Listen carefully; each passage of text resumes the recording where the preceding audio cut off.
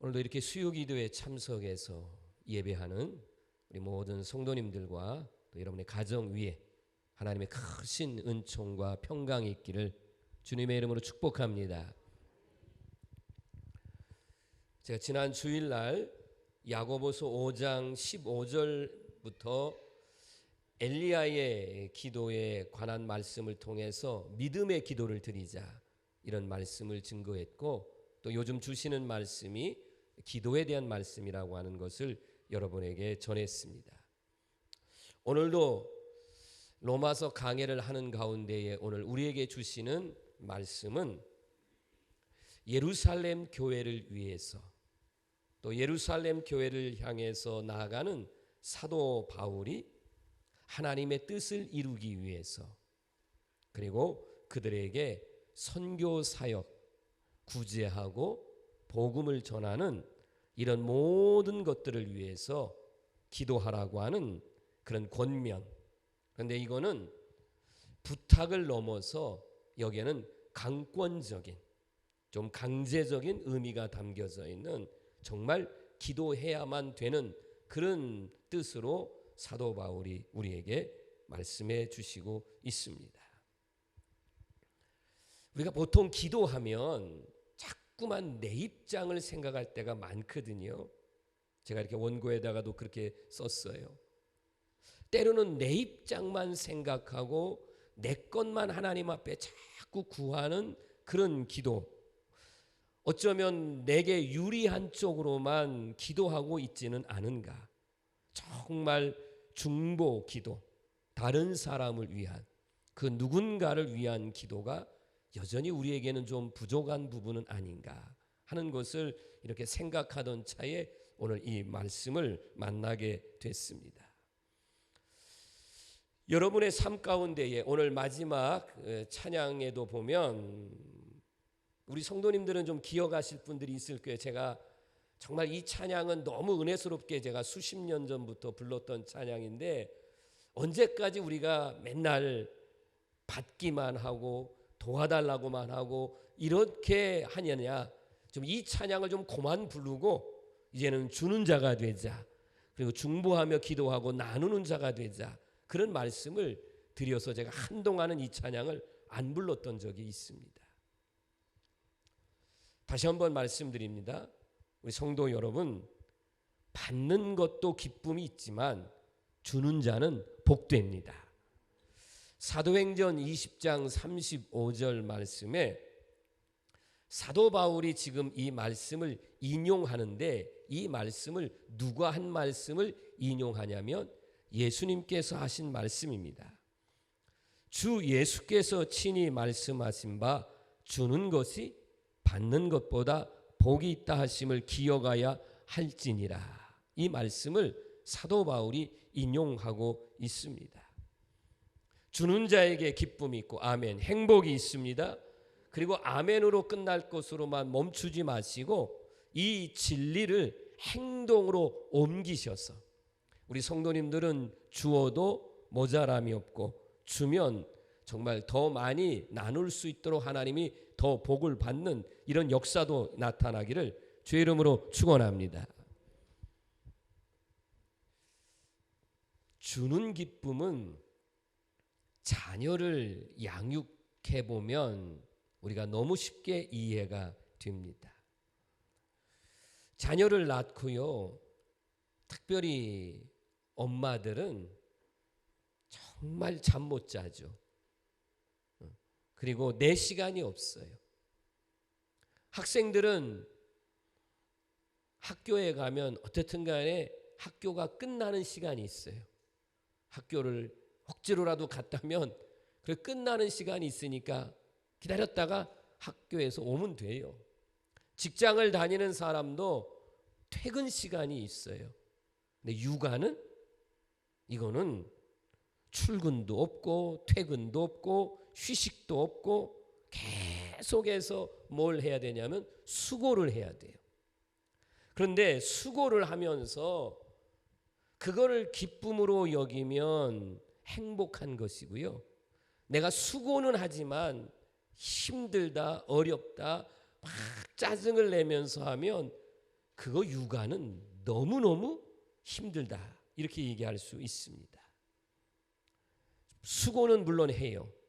키우는 재미, 그러다 보니까 어느 순간에 그 자녀들이 성장을 했고 이제는 장성한 그런 모습들을 보면서 흐뭇해하는 그런 모습 자체가 어때요?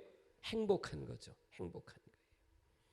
그럼 우리 성도들은 여러분의 신앙과 여러분의 삶 속에서 이제는 우리가 성숙한 신앙인으로서 이제 성장하고 있다고 보기에 여러분은 받는 것보다는 베푸는 삶, 그래서 여러분의 삶의 신앙도 인격적으로 높고 삶의 질도 오히려 높아지는 이런 복된 삶을 살아가는 우리 성도들이 되기를 바랍니다. 꼭 부자라고만 해서 나눠주는 건 아니거든요. 또 우리는 나누어 줄 때에 보상을 기대하면 안 됩니다. 보상을 기대하면 자녀들한테도요, 수고 다 해놓고 보상을 기대하면 무슨 병이 걸리냐면 섭섭병에 걸립니다. 섭섭하죠. 내가 너를 어떻게 낳아서 어떻게 키웠는데 우리가 이런 섭섭병에 걸리기가 쉽습니다. 그래서 우리 성도들에게 오늘 말씀을 전하면서 여러분들이 최대의 이웃들에게 나눠줄 수 있는 게 뭘까? 제일 첫 번째는 복음이고, 그런데 복음만 나눠주는 것으로만 끝나는 게 아니고 오늘 말씀에 비추어서 볼 때는 뭐냐면 그 지역에 있는 교회나 또 멀리 떨어져 있더라도 어려움이 있는 사람들을 외면하지 않고 우리가 도울 수 있다면 어때요? 복음도 전하고 물질도 전하고 따뜻한 말로 사랑으로 위로하고 격려하는 것이 필요하다 하는 말씀입니다. 사도 바울은 로마에 있는 성도들에게 편지를 쓴 거잖아요. 내가 지금 예루살렘에 올라간다는 거예요. 좀 이따 설명하겠지만 내가 예루살렘에 왜 올라가느냐? 가서 복음을 전하는 것도 있고, 그리고 나의 사도성에 대해서 인정하지 않는 사람들에게 내가 사도성으로 인정받고 하나 되는 것도 있고, 그리고 지금 이 예루살렘 지역이 이렇게 흉년이 들어서 교회가 어려워요. 교회가 어렵다는 것은 성도들의 삶도 어렵다는 거죠. 그래서 사도 바울이 복음을 전해서 요즘으로 말하면 개척교회죠. 마게도냐 지역에 있는 여러 교회에다가 이제 편지를 써서 여러분 예루살렘 교회가 어떻게 보면 모교회잖아요. 그런데 어려움을 겪었으니 우리 이 교회와 성도들을 위해서 우리 구제합시다. 그래서 구제 헌금을 모았어요. 모아서 보내다가 이번에는 이제 그 모든 구제 헌금을 가지고 지금 사도 바울이 직접 예루살렘에 올라가는 장면을 기록하면서 기도해 줄 것을 권면하고 있어요. 로마서 15장 25절입니다. 내가 성도를 섬기는 일로 예루살렘에 간다. 이렇게 지금 표현하고 있습니다. 자, 우리는 지금 이 성경을 이렇게만 보면 뭐 아무런 어려움이 없죠.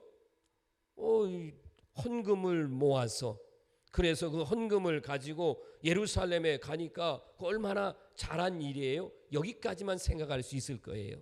그런데 오늘 설교를 여러분 잘 들어보시면 지금 예루살렘에 올라가는 것 자체가 사도 바울에게 있어서는 거의 죽음을 각오하고 올라가는 겁니다. 사도 바울은 예수님 믿기 전에는 유대교인입니다. 유대교, 기독교를 박해하는 데 앞장섰던 사람입니다. 그런데 예수 부활하신 주님을 만나고 나서 기독교인이 됐죠. 기독교인만 된 게 아니고 유대교인들을 향해서 기독교 예수님을 전하는 거예요. 그런데 많은 사람들이 사도 바울의 이 복음 전도를 듣고 어때요? 유대교에서 기독교로 개종하기를 시작하는 거예요. 그러면서 사도 바울이 가는 곳곳마다 교회가 세워지고 그리고 기독교인들이 늘어나니까 저 사도 바울은 유대교인들의 입장에서 보면 어떤 사람이에요? 죽여야 될 사람이에요. 그래서 유대교의 아주 신봉자들 가운데에 이번에 바울이 예루살렘만 올라와 봐라. 내가 이번에 완전히 죽여버리겠다. 이렇게 작정한 사람들이 많이 있었어요. 근데 이 사실을 사도 바울이 알고 있습니다. 모르는 게 아니에요. 알고 있어요. 너무나도 위험해요. 그래서 이런 상황 속에서 로마에 있는 교인들에게 편지를 쓴 겁니다. 여러분, 제가 여러분에게 찾아가서 복음을 전하고 싶은 마음이 큽니다. 그런데 내가 이번에 예루살렘에 올라가서 여차여차 하다 보면 내가 죽을 수도 있습니다.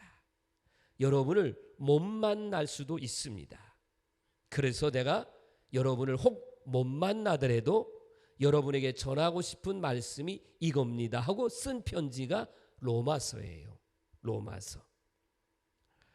이런 상황 가운데에 이 편지를 쓰면서 31절 말씀에 보면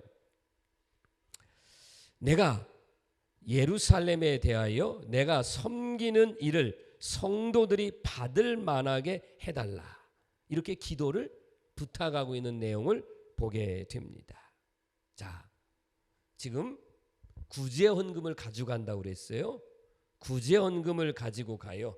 분명히 내가 도와주는 사람이에요. 그런데 받는 사람들이 그거를 잘 믿음으로 받아들일 수 있도록 기도해달라고 부탁하고 있는 거예요. 이거는 뭐예요? 주는 자의 마음의 자세가 얼마나 중요한가. 줄 때도요, 여기에 사랑이 있고 마음의 뜨거움이 있고 정말 그 사람을 진심으로 섬기는 마음을 가지고 주는 자세가 필요하다는 거예요. 이게 정말 중요합니다. 던져주는 게 아닙니다. 던져주는 게 아니에요. 억지로 주는 게 아니죠. 예전이 아니라 지난 금식기도의 헌금을 우리 성도님들이 이렇게 그때 세 군데를 돕기 위해서 헌금을 많이 해주셨어요. 제가 그 돕는 그 교회에 어떤 분은 저보다 연배가 한 살 정도 더 위에요. 굉장히 제가 조심스럽게 그분에게 그 교회가 이렇게 상가를 얻어서 하는 교회인데 위에서 한 8톤 정도의 물이 뭐 그냥 수조가 터져가지고 완전히 물이 다 교회에 잠겼어요. 누전이 일어나고 뭐 그냥 그런 얘기를 들으니까 너무 마음이 아픈 거죠. 아주 정중하게 제가 그분에게 이 헌금은 정말 금식한 우리 성도들의 헌금인데 목사님 어려움을 당했다고 하는데 돕고 싶어서 보내는데 목사님 받으시겠습니까? 그러니까 정말 그분이 따뜻한 사랑으로 도와주셔서 너무 감사하다. 이제 그렇게 정말 던져주는 게 아니잖아요. 내가 위에 서서 우리가 이렇게 도와줍니다. 자랑하려고 하는 것도 아니에요. 매월 마지막 주, 이제 이번 주잖아요. 지났잖아요. 매월 마지막 주가 주일을 지내면 우리 교회에서 9군데에 그 선교비를 보내는 곳이 있습니다. 그 중에 대부분이 해외 선교입니다. 여기다가 제가 선교 헌금을 이제 인터넷 뱅킹으로 해서 이제 보내지만 정말 보낼 때마다 정말 기도합니다. 감사한 마음을 담아서. 그리고 여기에는 우리 성도들의 기도와 사랑이 담겨져 있는 귀한 헌금이기 때문에 비록 온라인을 통해서 이렇게 인터넷 뱅킹으로 보내지만 저는 보내면서 우리 성도들의 사랑과 기도의 마음을 담아서 그렇게 보냅니다. 그러면 정말 선교사님들, 필리핀의 선교사님이나 이런 분들은 이런 얘기를 해요. 선교를 비를 이렇게 받는데 지금 대부분이 선교비가 끊어진다는 거예요. 지금 코로나 시대에 끊어지고, 그리고 자기가 선교비를 받을 때에 우리 교회도 그냥 관계적인 것으로 한 1년, 2년 정도 하고 끊겠지라고 생각했는데, 목사님은 지금 굉장히 오랫동안 선교비를 보내주시는데 이렇게 계속해서 보내주는 교회가 그렇게 많지는 않습니다. 그런 말씀을 하더라고요. 여러분, 저는 더 보내고 싶은 선교지가 있어요. 더 정말 선교사님이 있어요. 열심히 선교 사역하는 그 교회에 우리 교회가 좀 내년에는 했으면 좋겠다, 이런 마음을 갖는 그런 곳도 있어요. 반면에요, 아마 여러분들도 혹시 경험해 볼 수도 있었겠지만 어떤 사람은 돈을 쓰면서도 욕먹는 사람이 있어요. 돈은 써요. 그런데 아우 치사빵이야, 뭐 이런 말 하잖아요. 아주 치사뻥이야. 돈은 쓰는데 그 사람이 하는 행동 때문에 정말 받기 싫죠. 받기 싫어요. 이상하다 동전 한 입이라고 하는 것을 제가 이렇게 예화로 드린 적이 있어요. 복음성가 가운데에 사랑은 참 이상한 동전 한 입이라는 거예요. 내가 가지려고 모으면 없어져요. 내가 모았는데 없어져요. 그런데 이 사랑의 이 이상한 동접을 남에게 쓰라고 빌려주고 나눠주고 그러면 없어지는 게 아니고 어때요? 더 많이 채워진다고 하는 그런 가사의 내용이 있습니다. 나는 우리 성도들에게 전하고 싶은 말씀 중에, 여러분이 희생하시고 내가 없어지고 보상과 보답을 기대하지 않고 그저 전달해 줄 때도 여러분 정말 그분이 사랑으로 받을 수 있도록 기도하면서, 돈 주는데 뭘 그렇게까지 하겠느냐 이러지 말고 정말 여러분 그분이 사랑으로 믿음으로 받을 수 있도록 기도해 주는 것, 그래서 최상의 것으로 하시고 성의를 다하시고 결과는 연연하지 마시고 그렇게 하시길 바랍니다. 여러분이 교회에 하시는 것도 마찬가지예요. 여러분이 하나님 앞에 드렸으면 하나님 다 아십니다. 하나님 아세요. 그러니까 여러분 하나님 앞에 하신 것, 여러분이 뭐 헌물한 거든지 헌금하신 거든지 하나님이 하셨고 그걸 나눠주고 쓸 때에 여러분 그것은 왜 거기다가 나눠줬느냐, 왜 내 것을 남에게 주었느냐 그렇게 말할 필요 없어요. 여러분이 하나님 앞에 드린 이후에는 그건 내 것이 아니잖아요. 그렇죠? 하나님 앞에 헌물을 했든 헌금을 했든 내 것이 아니기 때문에 그래요. 자, 다음으로 넘어가면 어떤 말씀이냐면, 기도도요 받으려만 하지 말고 주려는 기도를 하자는 거예요. 베푸는 기도를 하자는 거예요.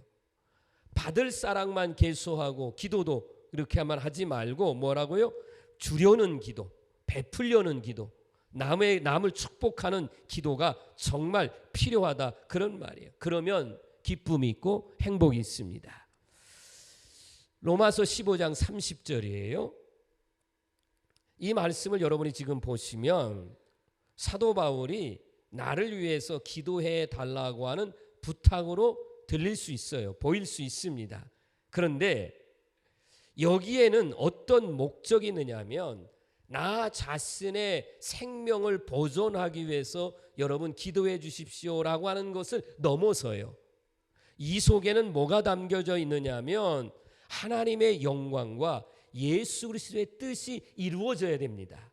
내가 지금 예루살렘에 이 구제 헌금을 가지고 그리고 이제 예루살렘에 가서 복음을 전하고 그리고 내가 가고 싶은 곳은 어디냐면 로마고, 로마에서 이제는 어디냐면 저 스페인까지, 풀어서 말하면 서바나 스페인까지 가서 거기가 땅끝이라고 생각했기 때문에 거기까지 내가 복음을 전하러 가야 되기 때문에 여러분 기도해 주십시오. 미안해서 부탁하는 게 아니라 강권적인 의미가 담겨져 있는 이런 의미가 이 말씀 속에 있다는 거예요. 그리고 사도 바울의 입장에서도 아까 제가 시작할 때 그런 말을 했어요. 여러분 저를 위해서 기도해 주세요 라고 하는 것 속에는 사도 바울은 이미 나는 순교하겠다 라는 그 의미가 담겨져 있어요. 그게 디모데후서 4장 6절 7절 말씀이에요. 같이 한번 읽을까요? 전제와 같이 내가 벌써 부어지고 나의 떠날 시각이 가까웠도다. 나는 선한 싸움을 싸우고 나의 달려갈 길을 마치고 믿음을 지켰으니 아멘. 우리가 기도를 영적 싸움이라고 하는 표현을 많이 쓸 때가 있어요. 여기 선한 싸움이라고 하는 것은 바로 영적 전쟁을 말씀하고 있습니다. 전쟁은 어때요? 이겨야 됩니다. 전쟁이 나면 이겨야 돼요. 전쟁을 재미삼아서 갈 수 없어요. 전쟁은 참가하는데 의의가 있다 아니에요. 전쟁은 어떻든 간에 그 전쟁은 이겨야 돼요. 이기려면 어때요? 그 전쟁에서 생명을 내걸고 어때요? 싸워야 하듯이 기도는 붙들어야 돼요. 이겨야 되는 것처럼 붙들어야 기도할 수 있어요. 그런데 제가 아무리 우리 성도들에게 기도가 정말 중요합니다. 영적인 호흡입니다. 정말 지금이 가을에 기도할 때입니다. 이렇게 아무리 설교를 해도요. 여러분이 기도를 간절하게 붙잡지 않으면 또 습관처럼 넘어가요. 또 넘어가요. 우리 목사님 또 기도에 대한 설교를 했구나 하고 그냥 넘어가요. 게으름을 떨쳐내지 못해요. 사탄의 방해를 물리치지 못해요. 정말 우리 성도들에게 제가 말하는 겁니다. 지금 제가 여러분에게 그냥 성경을 알려주는 것으로만 이렇게 설교하려고 하는 것은 아니지 않습니까? 정말 필요한 것은 뭐예요? 습관을 넘고 게으름을 떨쳐내고 사탄의 방해를 물리치고 뭘 하자? 믿음의 기도를 드리자는 거예요. 간절하게 기도를 붙들자는 거죠. 기도하자는 거예요. 이건 경험상에서 분명하게 알고 느끼는 거예요. 자, 사도 바울은 예루살렘에 올라가는데 지금 자기를 죽이겠다는 그렇게 사람들이 많습니다. 어느 때는 40명도 있었으니까요. 40명. 40명이요.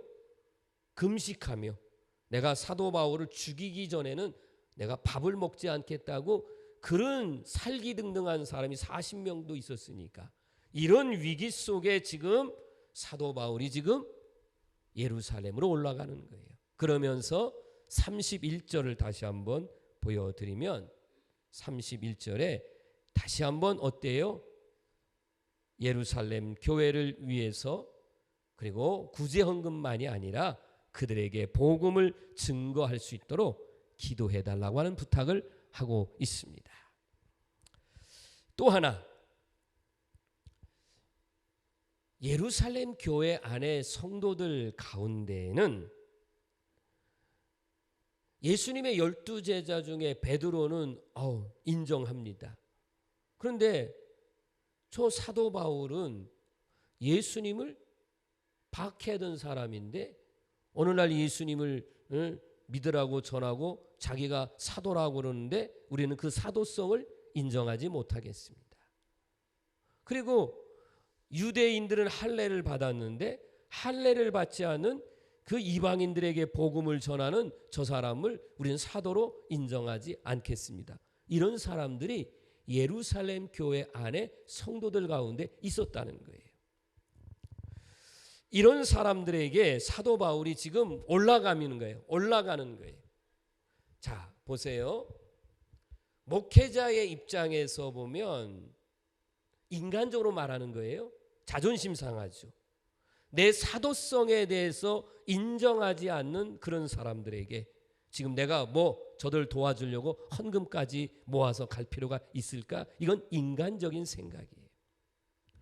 사도 바울은요, 자기를 인정하지 않는 성도들에게도 자기 자존심을 다 내려놓고요, 예수님 안에서 하나 되어서 그래서 복음을 전하는 것이 더 나은 거니까, 더 그것이 필요한 거니까 지금 인정하지 않는다고 해서 나는 저 교회는 내가 안 가 이런 게 아니고 지금 사도 바울은 어때요? 하나님의 영광을 드러내고 복음 전도에 필요하다면 내 자존심, 내 서운함, 내 불편함도 다 내려놓고 어때요? 여러분, 저들과 하나 될 수 있도록 기도해 주십시오 라고 부탁하고 있는 거예요. 참 정말 훌륭한 인격을 가진 그런 사도 바울임을 볼 수 있습니다. 이런 고백을 우리 성도들도 저도 했으면 좋겠는데 그게 로마서 12장 18절 말씀입니다. 우리 할 수 있거든. 시작. 할 수 있거든 너희로서는 모든 사람과 더불어 화목하라. 아멘. 제가 설교를 준비하면서 저를 넣었어요. 나도 우리 성도님들도 이 사도 바울의 고백처럼 하나님의 영광을 드러내는 일이라면 지금서부터 한번 아멘 해보세요. 믿음으로 내가 손해보고, 그러면 하나가 안 되는데 하나님 영광이 나타나야 되니까 아멘 하라고 말씀했어요. 그래야만 여러분 하나가 되고 하나님의 영광이 나타나요. 다시 한번 말할게요. 하나님의 영광을 돌리는 일을 위해서라면 내가 손해보고 희생하고 순종하고 충성하고 그래야만 어때요? 하나 될 수 있어요.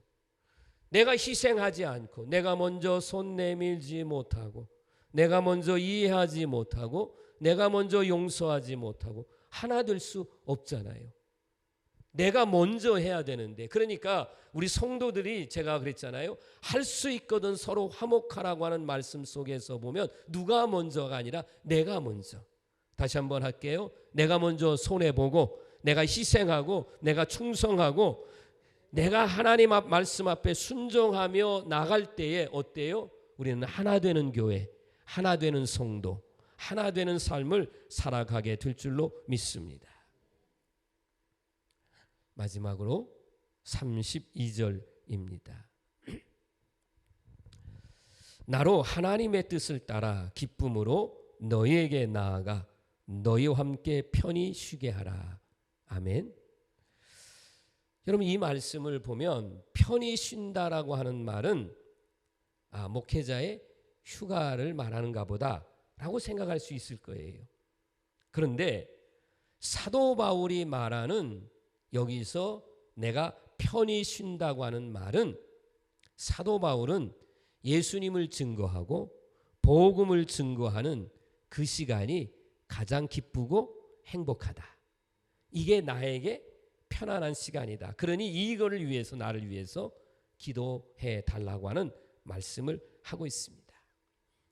저나 우리 성도들이나요, 복음을 위해서라면 내가 좋아하는 것만 하지 말고, 혹 내가 좋아하지 않더라도 하나님이 기뻐하시고 교회가 요구하고 정말 그것이 복음에 있어서의 어떤 필요한 일이라면 좀 그 일에 앞장서고 할 수 있는 그런 성도가 되길 바랍니다. 여러분, 내가 좋아하는 것만 하면 그건 자기만을 위한 거잖아요. 그렇지 않겠어요? 제가 월요일에 조금 외출할 일이 있어서 좀 저녁에 이렇게 돌아와서 저녁 식사를 조금 빨리 하고 우리 가족들한테 제가 이랬어요. 오늘은 좀 운전도 좀 오래 했으니까 좀 피곤하고 쉬고 싶은데 내가 배드민턴을 이렇게 치러 가는 게 아니라 내가 목회하러 가는 겁니다. 목회하러 간다고. 그런 마음으로 갔어요. 그렇게 미리 선포하고 갔어요. 내가 오늘 배드민턴 운동하러 가는 게 아니고 고장로님네 거기 만들어 놓은 곳에 내가 목회하러 갑니다. 그리고 갔더니만 거기 우리 청장년들이 아주 많이 있었어요.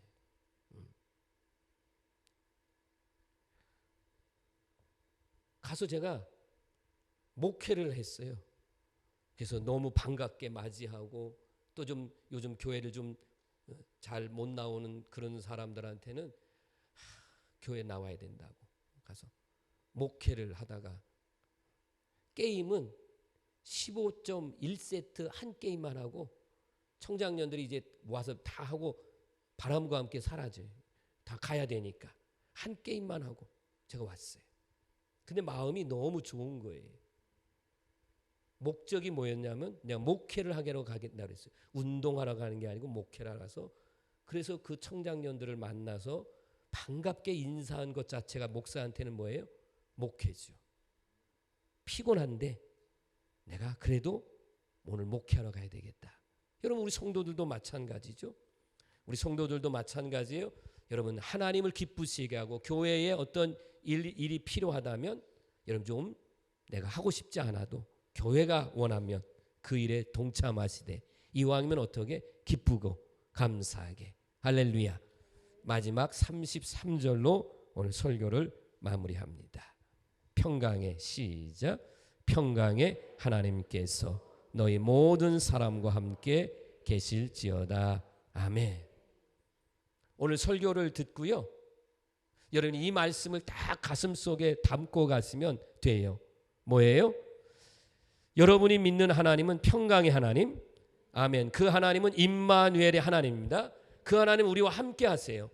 제가 매번 설교의 시작을 어때요? 하나님의 크신 은총과 평강이 우리 성도 여러분과 가정 위에 임하기를 축복합니다. 축원합니다. 이렇게 모든 예배에 이렇게 설교를 시작합니다.